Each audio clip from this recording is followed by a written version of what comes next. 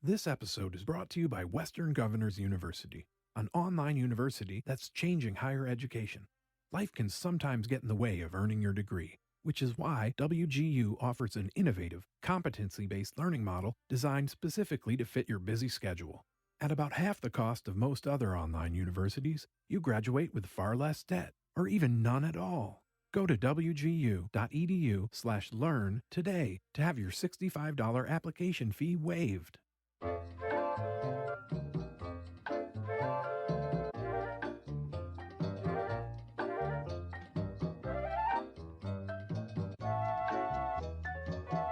stories about rock and roll pioneer Jerry Lee Lewis are insane. He smashed people in the face with mic stands. He shot his bass player in the chest with a .357 Magnum. He was born into hellfire and hell-bent on assassinating the king. One of these nights, Jerry Lee was going to get past the guards at Graceland and stick Fat Elvis good in his past his prime belly with his new hunting knife, the one that said, King of Rock and Roll. Because fuck Elvis Presley, Jerry Lee Lewis was the real king. He was also paranoid and dangerous. He slept behind a door fortified with steel bars and with a loaded pistol under his pillow. He mainlined speed directly into his stomach, so much so that it was like he was doing it for sport instead of pleasure. But Jerry Lee Lewis made great music. The music you were hearing at the top of the show, that wasn't great music. That was a preset loop from my Mellotron called Cha-Cha Swinging Flutes MK2. I played you that loop because I can't afford the license for Every Breath You Take by the Police. And why would I play you that specific slice of paranoid cheese? Could I afford it? Because that was the #1 song in America on August 24th, 1983. And that was the day that Jerry Lee Lewis, also known as the Killer, also known as the man who may or may not have invented rock and roll, became the man who may or may not have gotten away with murdering his 5th wife. On this, our first episode, Cha-Cha Swinging Flutes, Paranoid Cheese, The Killer, and Getting Away with Murder. I'm Jake Brennan, and this is Disgraceland.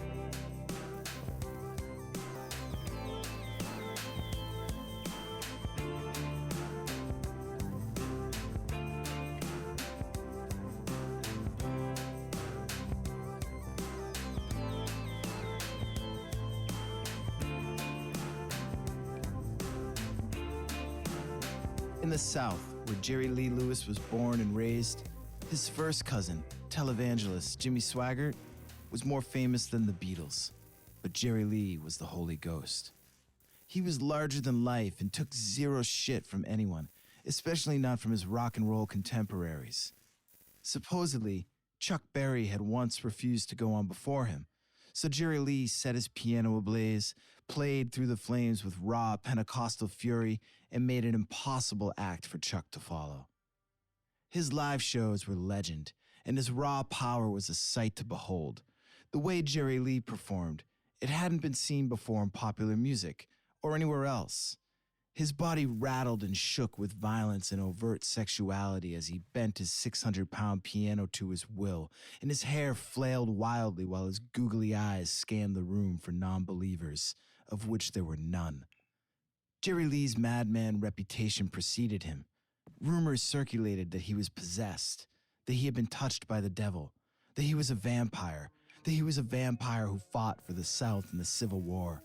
Okay, he wasn't a vampire. But if he was, he'd be the type of vampire who fought for the South, lost, and then never really acknowledged that the North had won.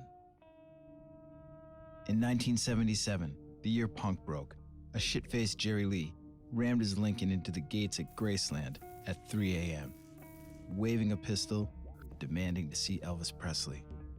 When the cops asked him what he was doing, he flatly said, "I'm here to assassinate the king." If Elvis was sex incarnate, Jerry Lee was violence incarnate. And Jerry Lee hated Elvis. He thought he was a hack, a thief, and that he couldn't hold a candle to real musical originators like himself, or Hank Williams, or Al Jolson. When Elvis died and they asked Jerry Lee for a quote, he said, "I was glad, man. Just another one out of the way. I mean, Elvis this, Elvis that? What the shit did Elvis do except take dope that I couldn't get a hold of? But Elvis was the king. He wore the crown that Jerry Lee thought was rightfully his. At least it was his before that mess over in England back in the 50s. If you know two things about Jerry Lee Lewis, they are probably these. You know the piano lick to Great Balls of Fire, and you probably also know that he married his 13-year-old cousin, Myra Gale. But when news of Jerry Lee's child bride was made public, it ruined him. He was in England in the late 1950s, at the height of his early rock and roll fame. And in a heartbeat, he went from making 10 grand a night to being kicked out of the country, blacklisted on the radio back home, and stringing together one-nighters for a couple $100 here and there. His reputation never really recovered. But by the early 70s, Jerry Lee did regain his fame and his fortune. He was conquering the charts again, this time as a country singer, with hit after hit after hit. Between 1968 and 1977, Jerry Lee had 17 top 10 hits on the Billboard country charts. This is a hugely popular run. My point, by late 70s, early 80s standards, Jerry Lee Lewis was a star and a household name. And money wasn't a problem anymore, at least if he could keep his newest ex-wife, Jaren, out of his pocket and the IRS off of his back. Jerry Lee was flush again and hiding his money in shoeboxes. But then, in 1981, all of that speed he'd been taking caught up to him, and his stomach nearly exploded. The doctors gave him no better than even odds that he'd live. Friends like Johnny Cash and Elizabeth Taylor, they came by the hospital to say their farewells. But miraculously, he got better. And in January of 1982, looking beaten up and worse for wear, he appeared on NBC in a special celebrating 25 years of Jerry Lee. "They call me the killer," he told the audience, "but the only thing I ever killed in my life was possibly myself." Maybe that was true, but the next 2 years would be full of death and mayhem. A raid of his house by taxmen turns up cocaine and marijuana. A looming divorce settlement from his fourth wife, Jaren, threatens to bankrupt him yet again. But then, Jaren suddenly turns up dead, face down, in a pool, no witnesses. The official ruling? An accident. Jerry Lee's wife is now gone, and so is the expensive divorce settlement that she was seeking. A year after Jaren's death, almost to the day, the killer took bride number 5, Sean Michelle Stevens, a cocktail waitress from Michigan nearly half his age. On June 7, 1983, on a tree-shaded patio on Jerry Lee's 80-acre estate, the one with the piano-shaped pool out back, they were married. Jerry Lee in a white tux, Sean in a white dress. In pictures shot for the National Enquirer, they look happy. Sean is wearing a $6,000 ring. 77 days later, Sean is dead. The official cause of death? An accident. But unlike Jaren's death, Sean's death attracted some attention. Police reports went missing. The EMTs who found Sean's body at Jerry Lee's house noticed blood under her fingernails, scrapes on Jerry Lee's hand, bruises on Sean's body. The nearby Memphis newspaper had rolled over, but in Detroit, near where Sean's parents lived, reporters uncovered a bunch of details that didn't add up. It was starting to look like a cover-up, and not a very good one. And then, there was the matter of the call that Sean made to her mother the night before she died. The one where she told her mom that she was trying to leave Jerry Lee, but that he wouldn't let her.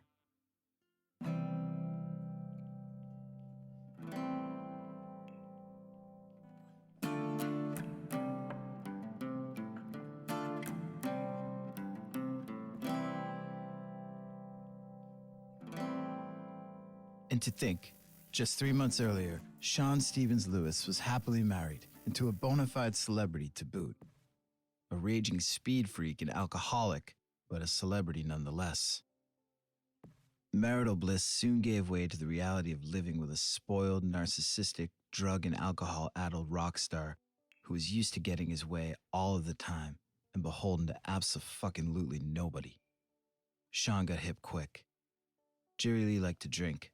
A lot. Rule number 1, let him. Jerry Lee's stomach hurt a lot. Rule number 2, get used to him shooting Talon straight into his belly with that big, ugly needle. Jerry Lee liked attention from the ladies. Rule number 3, don't give a fucking inch. Jerry Lee was your man. Grab that needy slut by the hair and tell her to fuck right off back to the dirt floor shack her white trash mama failed to do her the favor of miscarrying in, and get back to the business of being the one and only Mrs. Jerry Lee fucking Lewis. Jerry Lee was like a needy puppy, and he needed to be reminded of who his woman was. And like most needy men, Jerry Lee was jealous, really jealous, even though his eyes wandered and the eyes of women everywhere wandered right back. Not only was Sean determined not to give an inch, she also wasn't afraid to let her man know she was no sucker. Confidentially, a high school crush was back in Michigan, waiting for her should things with Jerry Lee not work out.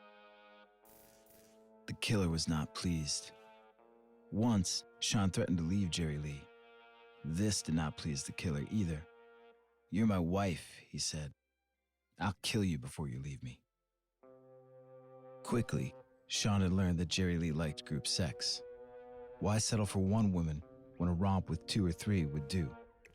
Sean was cool, but a swinger she was not, and she wasn't having any of it, especially not with her younger sister, Shelley, as Jerry Lee had been maneuvering. When Shelley batted down Jerry Lee's advances, his reaction was something between petulance and rage. Screaming at Shelley and banging his fist into a counter, he screamed at her, "You scared of me? You should be. Why do you think they call me the killer? How'd I get that name, huh?" According to Shelley, he then slapped her face. Shortly after this happened, Sean was found dead in her home. For the local EMTs who took the call, there was nothing out of the ordinary about heading over to Jerry Lee's to provide medical assistance to some passed-out reveler. It was part of the gig. Finding a dead body, that was something new. The first thing they noticed was the absence of Mr. Lewis. The second thing they noticed was how the body of Mrs. Lewis was situated, or placed, neatly, on a fully made bed, in a guest room. Not in her bedroom with her newlywed husband, in a guest room. The EMTs checked for vitals, while Lottie Jackson, Jerry Lee's caretaker of more than 10 years, knocked on his bedroom door. Within seconds, the killer emerged. The EMTs quickly noticed the bright red scratches on the back of Jerry Lee's hand. You know the kind. They kind of looked like scratches your cat would make, except Jerry Lee didn't own a cat. Blood was also visible on Jerry Lee's robe and on his slippers. There was a pile of bloody clothes in the bathroom, a rivulet of blood on a door, more blood on the carpet. Broken glass was scattered across the floor throughout the house. There was blood on Sean's dead hand, in her hair, on her clothes, and on a bra that was in another room. Dirt all over her body, bruises on her arms, on her hip. Her fingernails were broken, with something that looked a lot like blood underneath them. All of this physical evidence, on and around a woman, lying dead on top of a neatly made bed that wasn't hers, in a guest room, in her own home, down the hall from where her newlywed husband slept alone. Stranger than that, the evidence wouldn't even be reported until after the grand jury convened. Is it any wonder that they found no indication of foul play? Robinhood is an investing app that lets you buy and sell stocks, ETFs, options, and cryptos, all commission-free.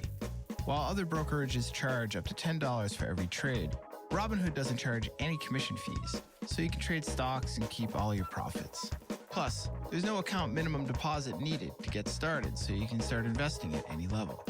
The simple, intuitive design of Robinhood makes investing easy for newcomers and experts alike. View easy-to-understand charts and market data and place a trade in just 4 taps of your smartphone. You can also view stock collections, such as 100 most popular. With Robinhood, you can learn how to invest in the market as you build your portfolio. Discover new stocks, track your favorite companies, and get custom notifications for price movements so you never miss the right moment to invest. Robinhood is giving listeners of Disgraceland a free stock like Apple, Ford, or Sprint to help you build your portfolio.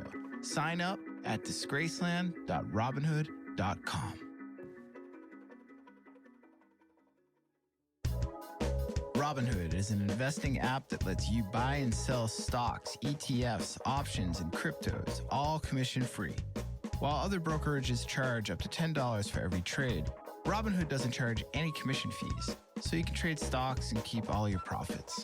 Plus, there's no account minimum deposit needed to get started, so you can start investing at any level. The simple, intuitive design of Robinhood makes investing easy for newcomers and experts alike. View easy-to-understand charts and market data and place a trade in just 4 taps of your smartphone. You can also view stock collections, such as 100 most popular.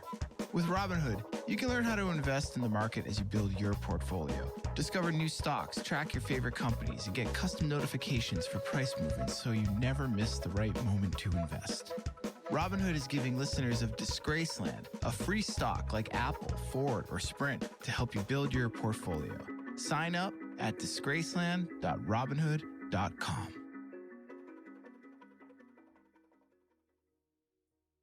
Mrs. Jerry Lee Lewis was dead, and a home field advantage grand jury was about to determine that no crime had occurred.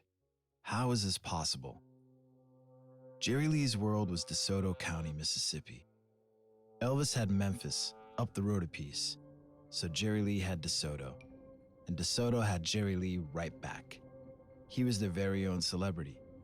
DeSoto County law officials occupied a special place in Jerry Lee's pocket. Jerry Lee was one of their own. Plus, when it counted, Jerry Lee made the appropriate campaign contributions to the appropriate men who made sure that DeSoto County remained an appropriate place to fear God in and to raise your children upright in. When Jerry Lee fucked up, you didn't arrest him. You made sure the mess went away. The night before Sean died, Jerry Lee drove his car off the road and into a ditch.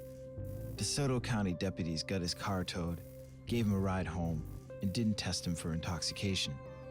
The incident wasn't even recorded by the sheriff's department. The county dispatcher, John Crawford, is on record saying, "I knew not to log it or nothing. When I heard it was Jerry Lee Lewis, I knew it was just a community service." This was the culture in DeSoto County. And it was in this culture that the investigation took place, and the investigation never really had a chance.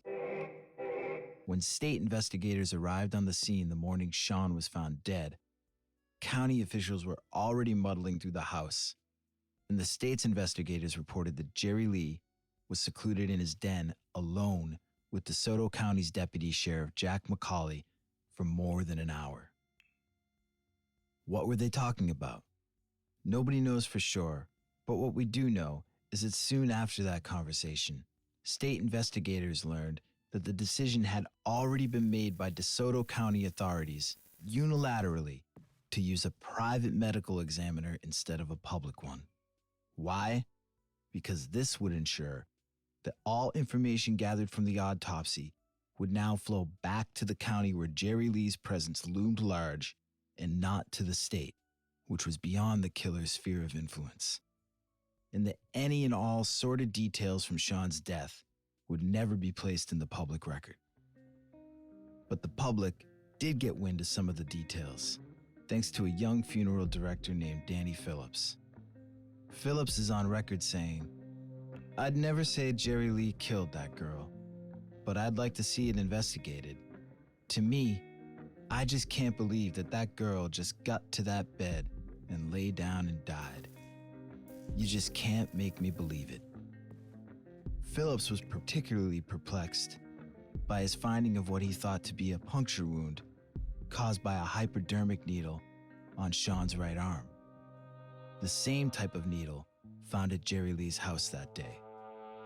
The official cause of death was fluid from the lungs from methadone. Yet, despite all of this, the private medical examiner quickly declared no foul play, and the body was shipped out of the lab within hours to be embalmed. DeSoto County Sheriff Dink Sowell explained away the crime scene evidence, stating that the blood was caused by Jerry Lee cutting his finger on a glass, but made no mention of the countless shards of broken glass throughout the house, or of the scratches on Jerry Lee's hand, or of the blood under Sean's fingernails. Sean's bruises were quote-unquote superficial. Sal claimed there were no marks of any violence and no indication of anyone being attacked. County Attorney Bill Ballard declared it a complete and thorough investigation. But how thorough was it? Lab tests determining whose blood it was weren't yet completed. Nobody seemed to care. The reporting of the evidence had been bungled, badly. It never stood a chance with the grand jury. And forget the physical evidence. Investigators didn't care about anecdotal evidence either. Nobody thought it relevant that 3 nights earlier, Jerry Lee took 2 women home for group sex with Sean. At some point, things got scary, and the girls were spooked enough to run out of the house and frantically beg the neighbors for a ride out of there. Did Sean try to escape too? A night before her death, she made 2 calls. The first to her mom, telling her she was thinking of leaving Jerry Lee, but that he wouldn't let her. It was late. Sean's mom thought she was upset, and that by morning it would all blow over. They made plans to talk later and hung up. Then Sean made a second call. This one wasn't to family. It was to her hometown sweetheart, Scott's sister. The one Sean made mention of to Jerry Lee to reclaim her sovereignty and the power play between her and the countless women threatening their relationship. She wanted to know if Scott still loved her. She was planning her exit and made plans for Scott's sister to come for her later that month. Then, in mid-sentence, the phone went dead.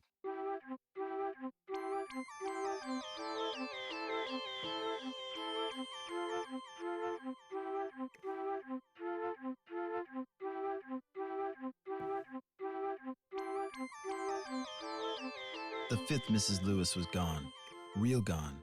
The cause, like Jerry Lee's previous wife, Jaren, an accident. Was it a mistake? A suicide? Whatever the cause of death, there was no coming back from it.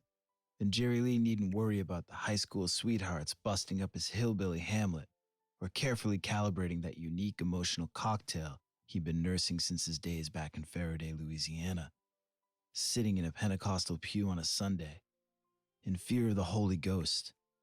You know the cocktail. An emotional speedball, trading on equal parts self-confidence, God-given talent, fear of your maker, and the shame of being a mere mortal. With Sean's death, shame and jealousy were on the run, and pride was once again creeping up the backstretch. On the day they found Sean dead, while the local cops and state investigators got down to the business of securing the scene and collecting/not collecting evidence, Jerry Lee decamped 15 miles north at his manager J.W. Witten's house. By now, reporters were looking for a comment from the killer to run in their evening editions about his newest dead wife. So tragic. How was he able to stand the strain? That sort of thing. But J.W., ever Jerry Lee's keeper, made it clear that the killer would not be able to come to the phone. He was supposedly in shock and heavily sedated. But Jerry Lee would soon find himself well enough to make 2 very important phone calls within hours of his wife's death. The first to her mother to inform her of Sean's death, though he would instead wind up talking to her sister Denise. And then, shortly after, to his local bar, Hernando's Hideaway, to find out if anyone had any hypodermic needles. Later, a witness from the bar claimed Jerry Lee said, "You got any rigs? Goddamn cops cleaned me out."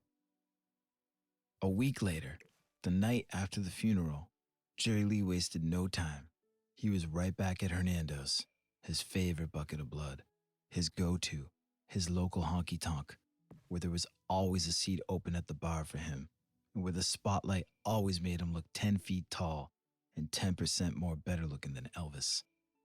It was at Hernando's piano, where Jerry Lee made up a little ditty on the spot, and he sang it with 2 beautiful women on the stool at his side. I told her when she left me, I'd have another in her bed. Right around this time, Jerry Lee spoke to Sean's sister Denise for the last time by telephone. Jerry Lee's speech was slurred. He was on one. Jesus Christ, Jerry Lee, what happened? Denise, Sis is dead, and she's a bad girl. What? What do you mean, Jerry? What do you mean? She is a bad girl, and she dead. Chilling, right? All of these details are out there. They've been expertly reported in newspapers and magazines like the Chicago Tribune and Rolling Stone. So, why doesn't America care? Unlike the other cases of celebrity spousal abuse and potential murder, say the O.J. Simpson case, or even the recent celebrity sexual assault cases, in the case of Jerry Lee Lewis, there wasn't even an indictment, never mind a trial. Was it because this was a pre-cable news America? Pre-internet? Or was it because the spotlight in Little DeSoto County didn't burn bright enough despite Jerry Lee's chart-topping success? Or maybe Sean's death was just an accident? Or was it because we don't really care about justice? We care more about our myths. The strange and mysterious death of Mrs. Jerry Lee Lewis, as Rolling Stone put it, it's just so on fucking brand for the killer. Deep down, way down, past all of our self-righteous notions about justice and right and wrong, when it comes right down to it, we want our rock stars to be bad. We want to believe in the myths. From the time they explode out of their mama's womb, standing up and talking back, we take the ride with them. The one where they misbehave their way into our hearts for the entirety of our short, collective pull on this mortal coil. Jerry Lee Lewis is out there, right now, at the time of this recording, at the age of 81, and still performing. Still knocking them dead and entertaining us both in body on stage and in our minds as the killer.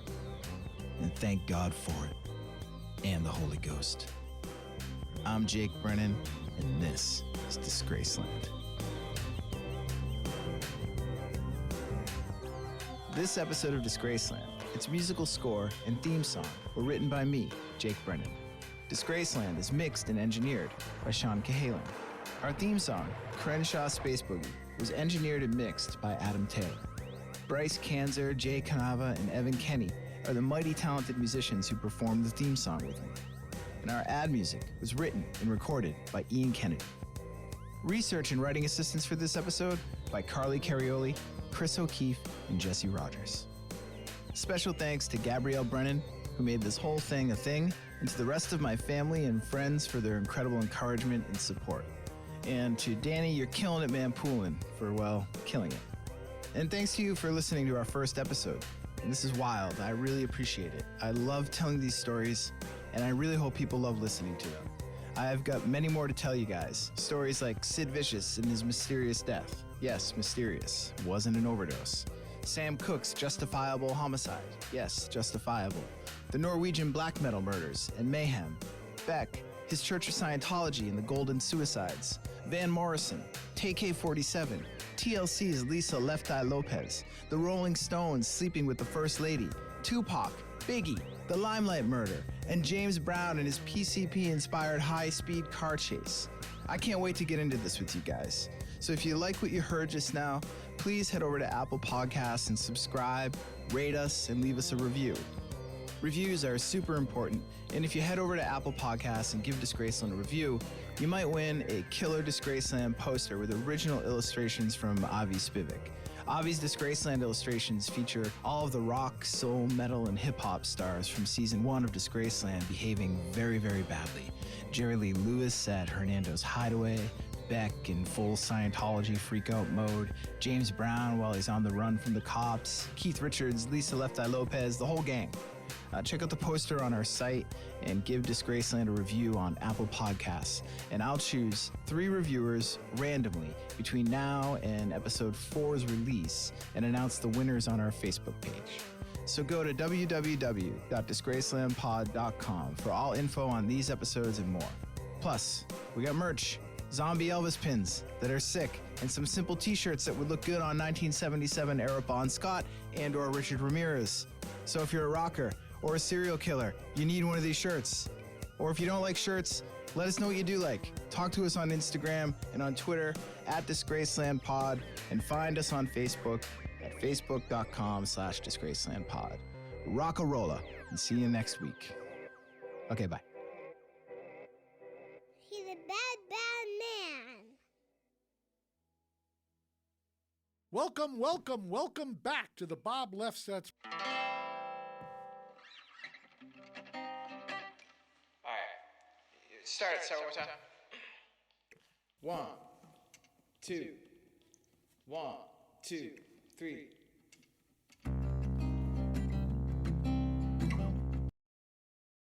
This episode is brought to you by Western Governors University, an online university that's changing higher education. Life can sometimes get in the way of earning your degree, which is why WGU offers an innovative, competency-based learning model designed specifically to fit your busy schedule. At about half the cost of most other online universities, you graduate with far less debt, or even none at all. Go to wgu.edu/learn today to have your $65 application fee waived.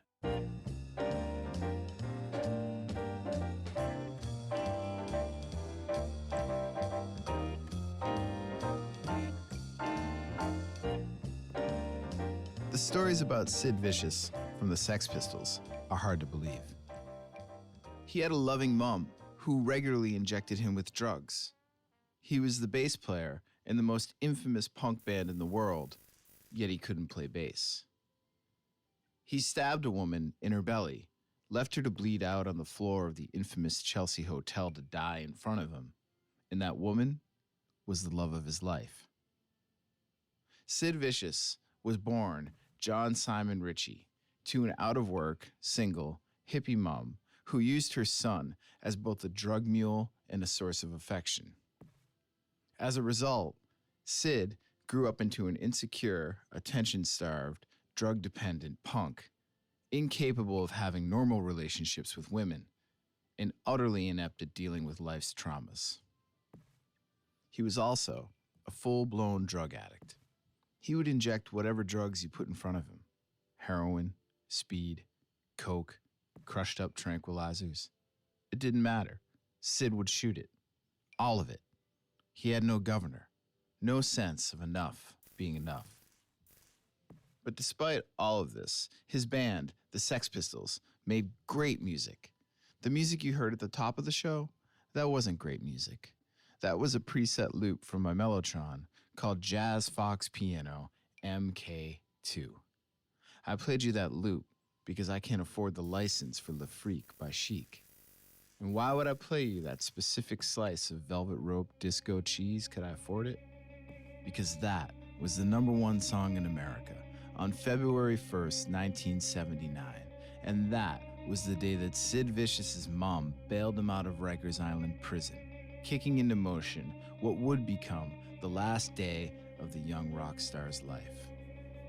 Did he overdose, commit suicide, or was it something more nefarious, like a fatal hotshot delivered from his mom? On this episode, Jazz Fox Piano, Itty Bitty Drug Mules, Velvet Rope Cheese, Sid Vicious, and Hot Shots. I'm Jake Brennan, and this is Disgraceland.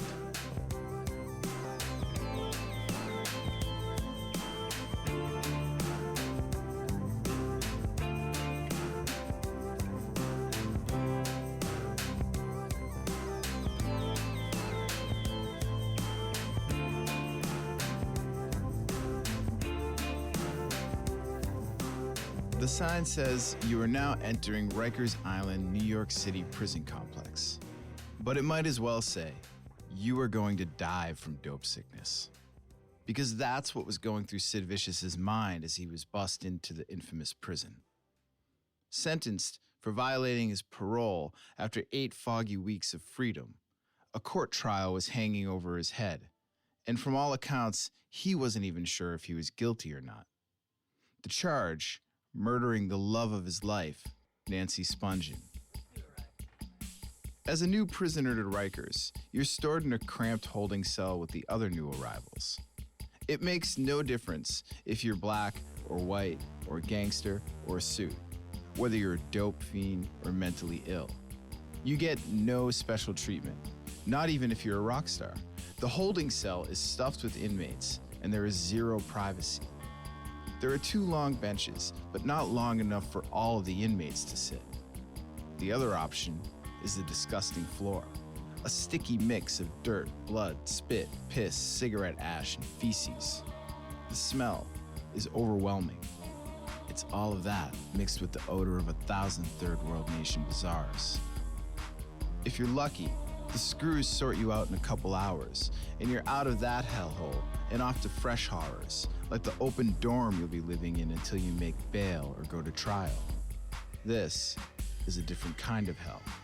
And this is where Sid would work out his dope sickness, in open, sweating it out next to 64 other inmates.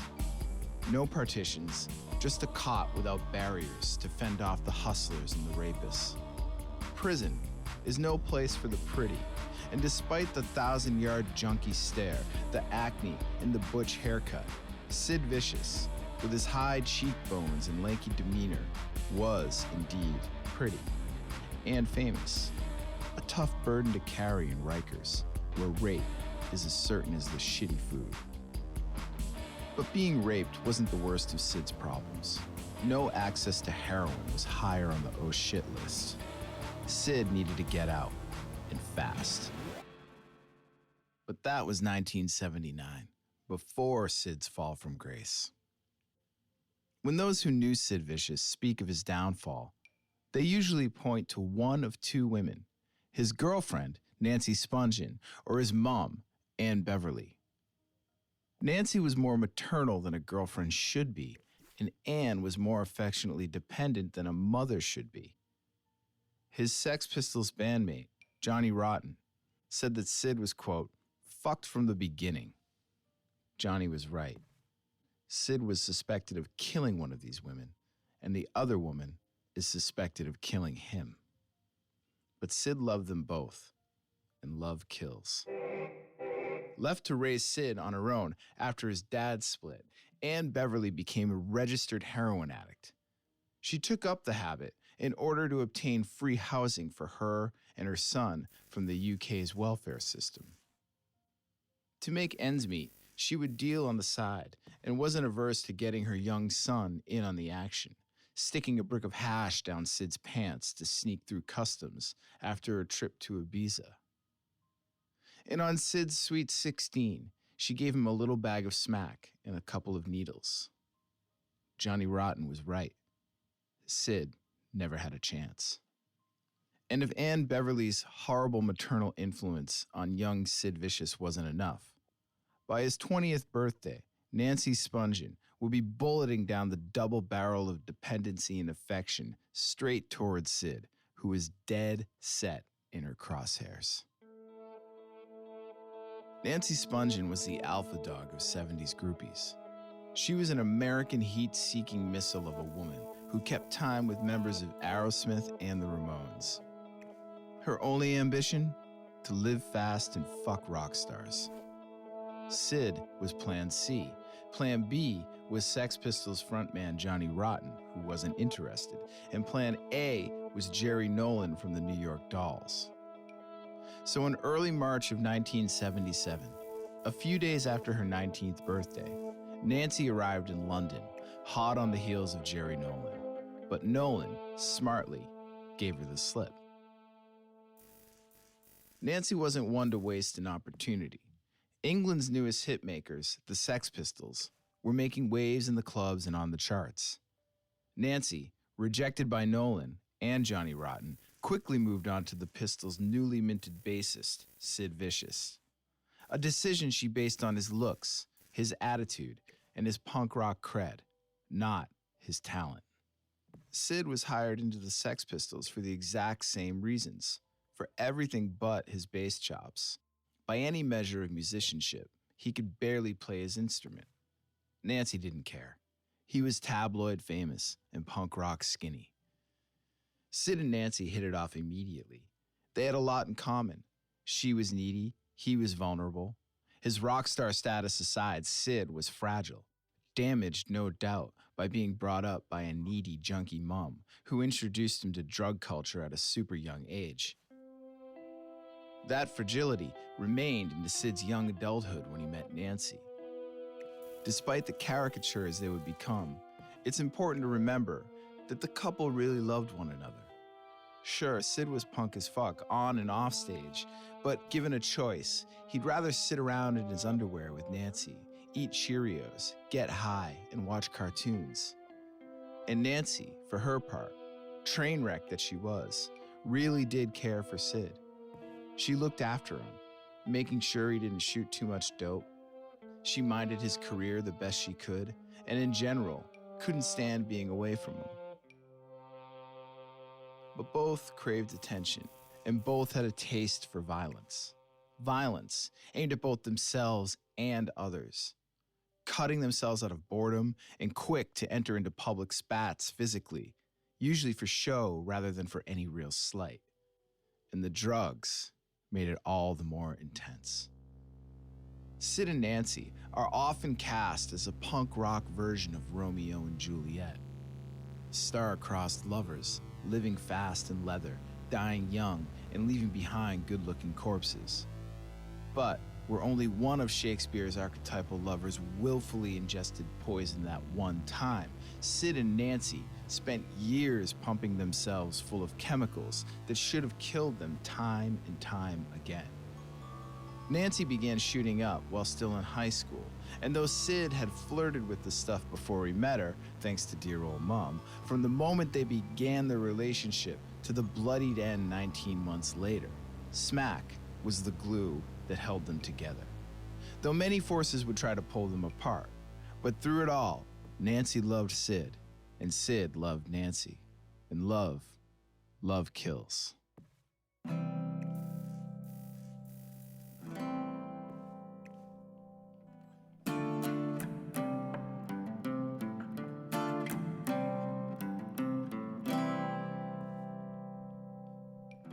Sid's friend, Motorhead frontman, Lemmy Kilmister, said of Sid's relationship with Nancy, after Nancy got a hold of him, he was over. Others thought the same. Sex Pistols manager Malcolm McLaren felt so strongly about it that he tried unsuccessfully to have Nancy run over with a car. He also tried to kidnap her and put her on a plane back to New York. One of the chief reasons he sent the Pistols on tour to America in 1978 was to get Sid away from Nancy and away from heroin. While on tour, and without a regular dope supply from his junkie girlfriend, Sid, during a moment of desperation, carved "Gimme a Fix" on his chest with a knife. Beyond the self-inflicted cutting, the tour was a mess. The Sex Pistols, a band with day-glow hair and funny accents, who spit on their audience and played a loud, fast, and obnoxious new form of rock and roll called punk, went over like a bomb in clubs across the American South. Chaos ensued, and they made headlines everywhere. The pressure of it all was too much, so the